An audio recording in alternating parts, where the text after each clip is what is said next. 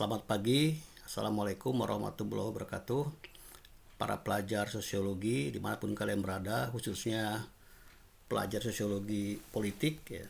Pada pagi hari ini saya akan mencoba menjelaskan satu bahasan ya secara ringkas dan sederhana ya, tidak berbelit-belit. Mudah-mudahan dalam waktu yang pendek-pendek ini saya ingin menambah materi tentang tokoh ya, tokoh lain ya, di dalam sosiologi ya, yang membahas tentang politik. Jadi sosiologi politik itu politik dipandang dalam kacamata sosiologi ya. Bukan sosiologi dipandang dalam kacamata politik, bukan. Jadi materi kuliah kita sosiologi politik ini di awal-awal saya sudah jelaskan di kelas ya tentang konflik-konflik ya yang bersifat Marxis maupun neo-Marxis ya. Karena memang berbicara tentang sosiologi politik itu tidak bisa lepas dari kedua rumpun tadi ya. Hari ini juga saya akan membahas ya satu tokoh ya yang mirip kehidupannya dengan Marx ya, yaitu Charles Wright-Mill ya. Beliau adalah orang Amerika ya. Orang Amerika, kehidupannya sangat anti terhadap partai politik ya. Selama hidupnya dia tidak pernah ikut pemilu di Amerika, karena pemilu itu ya termasuk partai politik dianggap penipu ya. Kemudian juga beliau ini seringkali mengkritik teman-temannya, termasuk guru-guru besar di universitasnya ya, sehingga kehidupan beliau juga kurang disukai oleh teman-temannya ya, karena sangat seringkali mengkritik-kritik ya, sehingga banyak orang yang kurang simpati kepada beliau ya. Sama dengan Marx seperti itu, karena Marx juga banyak mengkritik ya. Jadi beliau ini orang Amerika ya, termasuk mati muda, umurnya 46 tahun ya. Tapi walaupun 46 tahun ya, tapi beliau ini sudah 3 kali menikah ya.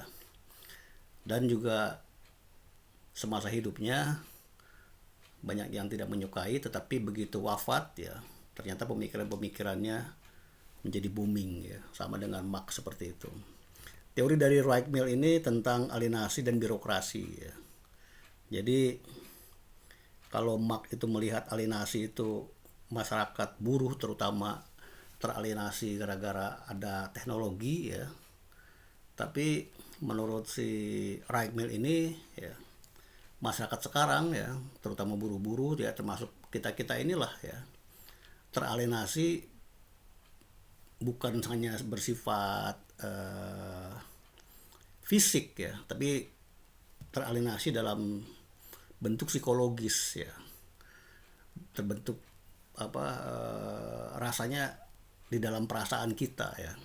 Kenapa? Karena kita semakin sulit kehidupan kita ya, seperti sekarang ya, seperti kalian lah. Kalian padahal bukan buruh ya, mungkin mahasiswa ya, mungkin ada juga pekerja-pekerja lain atau bahkan PNS sekalipun ya, akibat kesulitan ekonomi ya, ketidakpastian pekerjaan, kemudian ketidakpastian masa depan, kalian mengalami tekanan psikologis ya, sehingga merasa apatis, merasa takut ya, merasa bagaimana ke depan ya, sulitkah bagaimana. Ini bentuk alienasi ya, bentuk alienasi model sekarang ya. Bukan lagi buruh yang teralienasi dari teknologi ya, bukan lagi teralienasi dari fisik ya, tapi psikologis ya. Jadi teori Wright-Mill ini alienasi dan birokrasi ya. Birokrasi menciptakan alienasi ya. Birokrasi itu macam-macam ya. Bisa kita lihat sekarang ya, masyarakat modern ini melihat bahwa kita ini ya, para majikan itu sudah menggunakan ya kekuasaan ya secara sembunyi-sembunyi untuk memanipulasi kepentingannya melalui undang-undang ya, melalui peraturan-peraturan ya. Sekarang banyak peraturan-peraturan yang dibuat oleh pemerintah ya, tapi sebetulnya itu berpihak pada pengusaha ya. Pengusaha itu. Jadi pengusaha berlindung ya di balik peraturan-peraturan yang dikeluarkan oleh pemerintah ya. Pemerintah ini termasuk juga mungkin di sini di DPR ya. Sehingga menurut Mill birokrasi itu adalah manipulasi ya. Manipulasi yang didukung oleh elit-elit. Sehingga kita ya, masyarakat kecil ya, itu mengalami kesulitan ekonomi, bukan hanya buruh saja ya. Kita semua pengangguran ya, buruh-buruh ya, mengalami ketidakpastian ya, ketidakpastian pendapatan, ketidakpastian masa depan ya, ketidakpastian macam-macam ya. Banyak sarjana pengangguran ya, kesulitan masa depan ya. Sehingga ini yang dibentuk oleh alienasi dalam model baru ya. Kenapa seperti itu ya? Kecemasan seperti itu karena seperti sekarang ini media massa bukan main maraknya ya. Media massa bukan hanya mainstream tapi juga sosial media ya, terus-terusan ya, sehingga kita dicekoki hal-hal yang seperti itu dan kita menjadi semakin apatis terhadap kehidupan masa depan ya.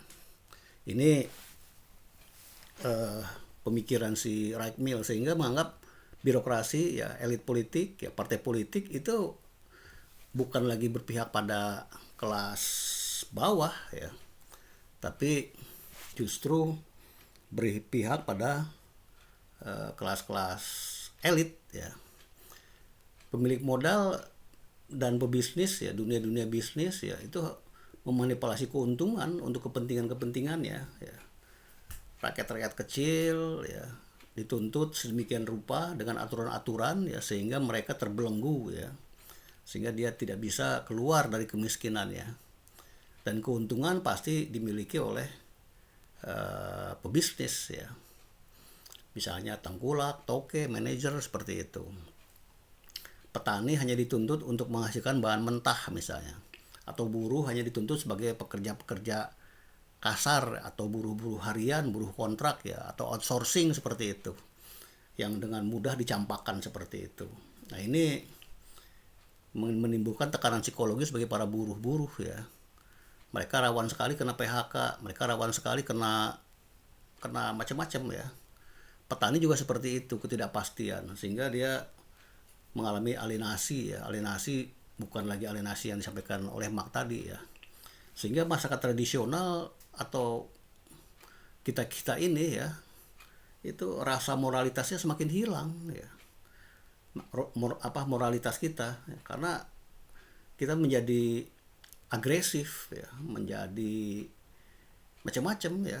Kita mudah sekali tersulut emosi kita ya, karena mengalami alienasi ya, ketidakpastian ya, kegalauan ya, kemudian juga berbagai manipulasi yang dilakukan oleh elit penguasa. Kalian bisa lihat sekarang ini ya. Ya bukan pada masa sekarang, tapi 10 tahun terakhir seperti ini ya.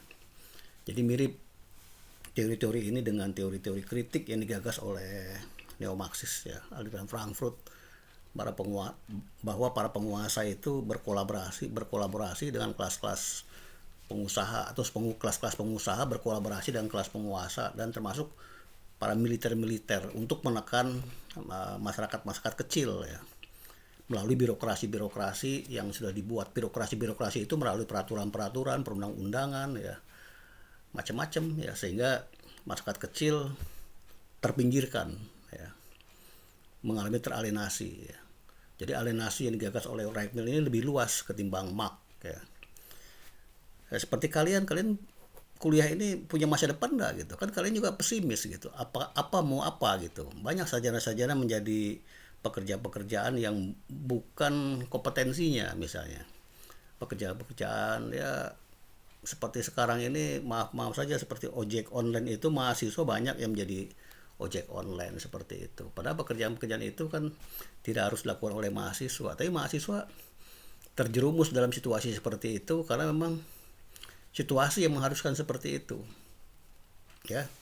Baik, itu kemudian ya saya tambahkan lagi tadi ya, kaum buruh hanya menjadi objek manipulasi ya. Kita hanya menjadi objek manipulasi dari situasi yang seperti ini ya, untuk kepentingan kelas-kelas penguasa. Kita bekerja hanya sekedar untuk menutupi kebutuhan hidup kita, kebutuhan hidup minimal ya. Mirip dengan teori-teori sebelumnya ya. Banyak SPG ya, sales promotion girl, kemudian pekerja-pekerja front office ya, pekerja-pekerja security atau host ya, senantiasa tersenyum, berdandan, begadang dan lain-lain hanya untuk sekedar mempertahankan hidup ya.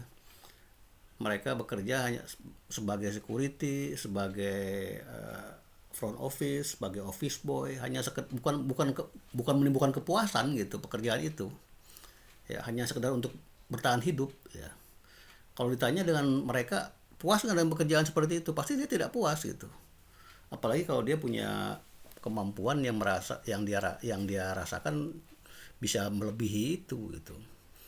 Coba kalau kalian tanya kepada tukang-tukang misalnya ojek online itu yang sarjana itu, puas nggak dengan pekerjaan seperti itu, pasti mereka tidak puas. Tapi sikon yang mengharuskan seperti itu untuk bisa bertahan hidup ya. Sehingga inilah objek-objek manipulasi ya. Sekilas menciptakan lapangan pekerjaan banyak ya, bisa menampung pekerjaan berapa banyak untuk bekerja seperti itu, tapi sebetulnya keuntungan yang paling banyak di pihak kelas pengusaha ya.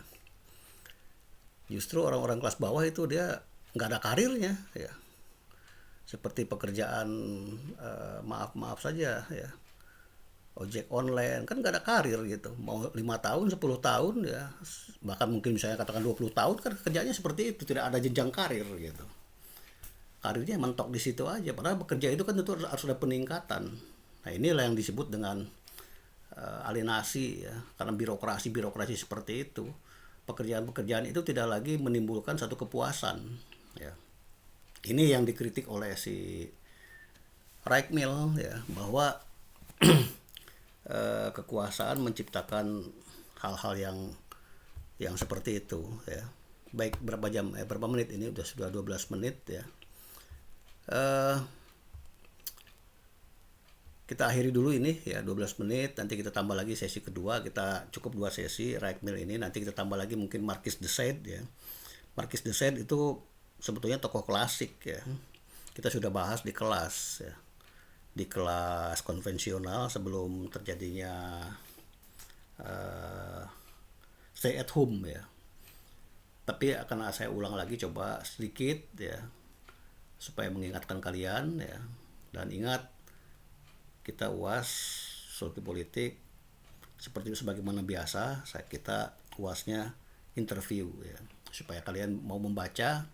Kalau ujian hanya tulis menulis, kalian kadang-kadang tidak membaca atau nyontek dan lain-lain, tapi melalui interview kalian harus bisa membaca dan kalian bisa berargumen ya. Jadi tolong ya, kuliah ini serius ya.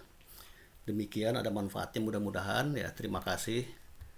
Kita lanjutkan pada sesi berikutnya, sesi kedua tentang Charles Reichmil. Insya Allah nanti kalau ada kesempatan kita tambah dengan Marquis de Sade, kalau tidak mungkin kita skip itu, kalian baca di catatan kuliah ya tentang Marquis de Sade. Demikian dulu sesi pertama, nanti kita teruskan pada sesi kedua. Terima kasih. Assalamualaikum warahmatullahi wabarakatuh.